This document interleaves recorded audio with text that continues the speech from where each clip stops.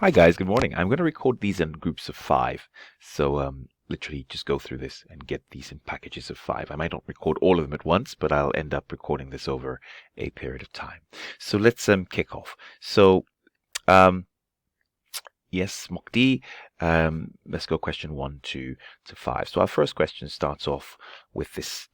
Hopefully you've done this already, of course. So I'm just going to do, if you like, a short version of it. When I say do a short version, do the T accounting. Carrying amount at the beginning of the year is 2890. So I'm just going to draw. I always recommend a T account. This is PPE. So this is IAS 16. So we are depreciating this asset over the year. Every single year we depreciate, quite normal. So we have 2890. I'll just use shorthand there. It says at the end of the year this is risen. So this is the opening balance. I know the closing balance, and this is the way you should do this, is 3070. So during the year we have a revaluation. So during the year we have a revaluation upwards of 500,000. So technically you can think of this going straight to my revaluation reserve of 500,000. Technically going via my other comprehensive income and then into my revaluation reserve or my revaluation surplus, depending on what they want to call it. Then it says you sold another property for 948. That's what you sold it for, but you recognize the profit on disposal of 200. So what must have happened was you disposed. You must have, if you sold it for 948, you have 948 there, right? And then you have bank of 948. It means that the carrying value must have been 748. Which would have come out of there. So you'd have, because you made a profit of 200, so you would have a gain. You'd have a gain on sale. So you can't ever, you sort of, if you're doing the double entry, you can see where things are going. A disposal account never exists. It ends. That's it, done. And you close that out. And so I know I've got rid of that, and it tells me I have my depreciation charge of 380 during the year. So I have depreciation 380, debit that, and therefore 380 over there. So in effect, question is, what is the missing figure? I must have bought something during the year. I will assume I paid it all. It doesn't assume there's any leases. So oh, I had my calculator here a second ago. Right, and so therefore, let us look at that. We have 748. I'm just adding these right down. 748 plus 380 plus 3070. Here I have 4198. Of course, 4198 here as well. And therefore the missing figure must be minus 500 minus 2890. Missing figure must be 808. 808. And therefore you have B. Great stuff. Let's move on to the next question. Here, your classic double entry as well. Let me say, actually, you know what? I'm just going to erase, give myself space, but this is recorded, of course, so it doesn't really matter. I'm just going to clear this and give myself space so that I'm working on the same page. Great. Okay, great. So, question 2. Exactly the same process of T accounting. This is like, these are little bits of cash flow statement which are good questions to do. Good questions to do. So what do I have here? Extracts show that this is the opening balance in the year. You have these liabilities, provisions, if you like, of tax and deferred tax together, and that's how they always tend to deal with it.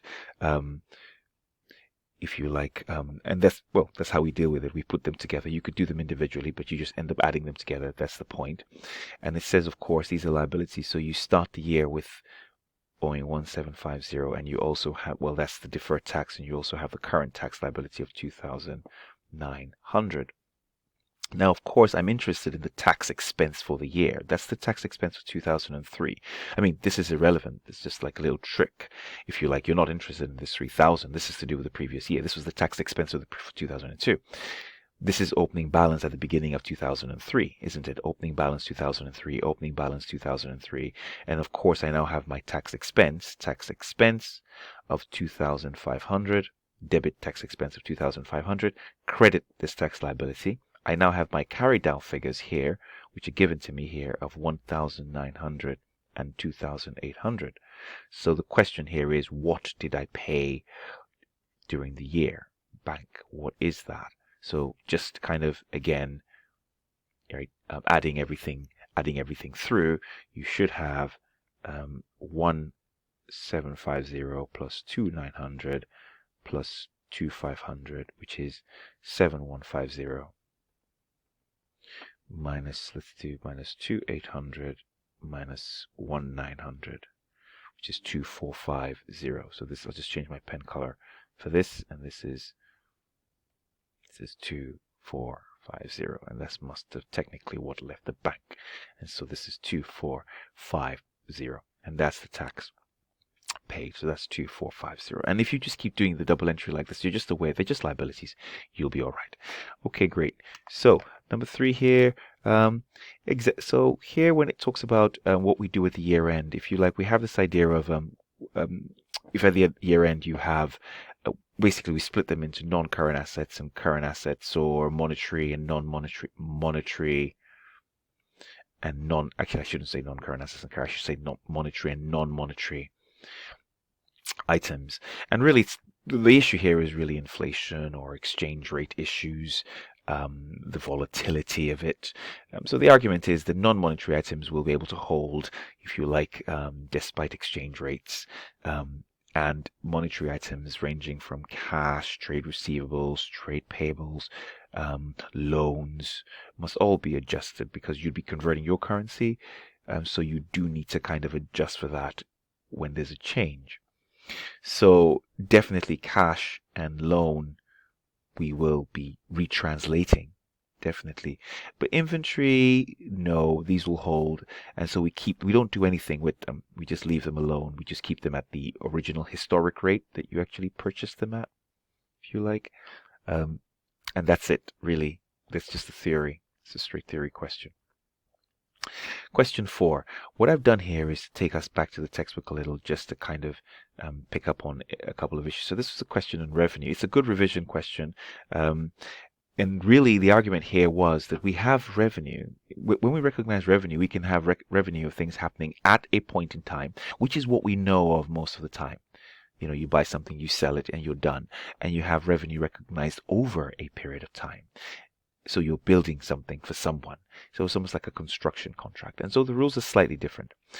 So typically, when you're building something, you can see here, of course, revenue for contracts. You're building something over a period of time.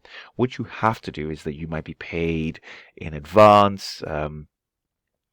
If you like, you might have to think about the present value of that.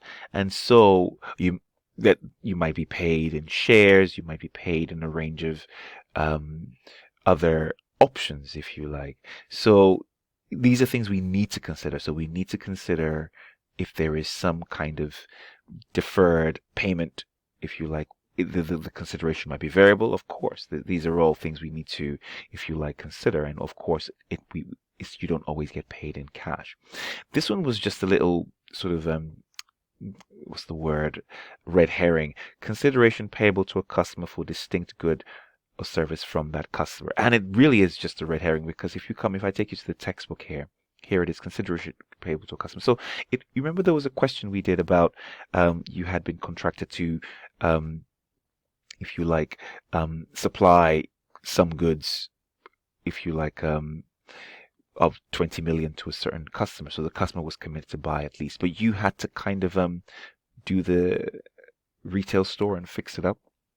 So you were going to receive 20 million over the next 12 months, but you had to pay 1 million to compensate them. So really the argument was that what you had to do was you had to recognize that cost, if you like, to match the time period of the sale.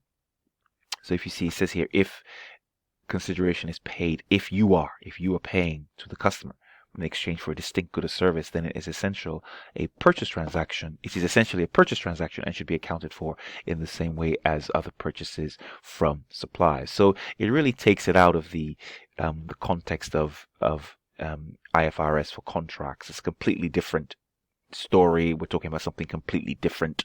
It has nothing to do with contracts. So be careful that sometimes their questions actually have nothing to do with. They just put those answers in there to totally throw you off. So this has nothing to do with contracts.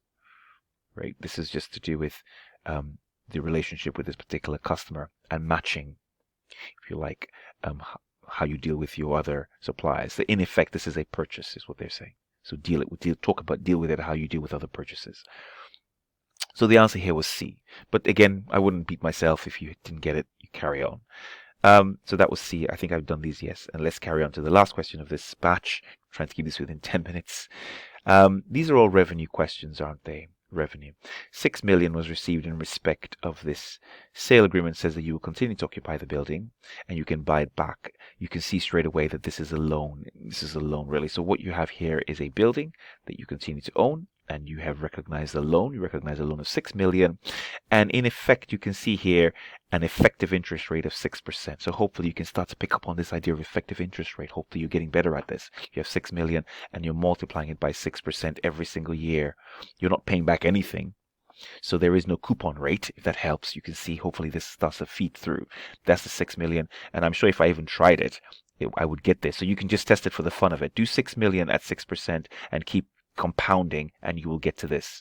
If you like, you will see with no coupon payments to reduce the principal. Hopefully that helps. So this is not correctly treated. This should be a loan. It's included revenue. There are 2 contracts here, of course, aren't they, for the computers and that. So you should recognize that, of course, over 3 years. Of course, I think these are great questions because they really do test the knowledge, and you should practice them even for revision. So that's not true.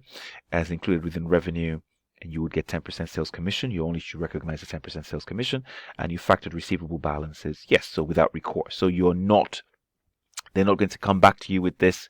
You're sold. You can fully derecognize them. And so your answer here is D. So that's question 1 to 5 of mock D.